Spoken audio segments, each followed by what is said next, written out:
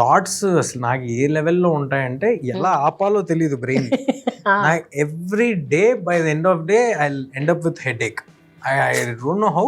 At least వారంలో 3-4 సార్లు ఉంటుంది ఆలోచన కంటిన్యూస్ రన్నింగ్.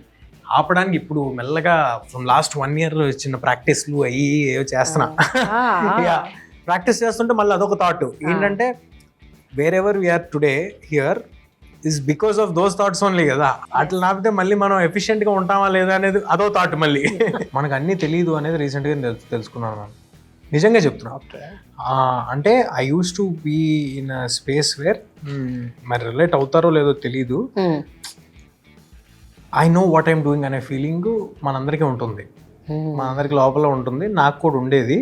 బట్ ఒక 1 year back I realise that సడన్గా నేను ఎందుకో third person point of view నుంచి చుట్టం మొదలుపెట్టా. ఇప్పుడు ప్రేమ గారికి తేజ ఎలా కనిపిస్తాడు, లేకపోతే ఇక్కడ ఉన్న శ్రీనివాస్కి తేజ ఎలా కనిపిస్తాడు, ఓహో అంటే so we are not entirely right in what we are doing, they have a point అనేది అర్థం చేసుకో. ఓకే థర్డ్ పర్సన్స్ పర్స్పెక్టివ్ కొంచెం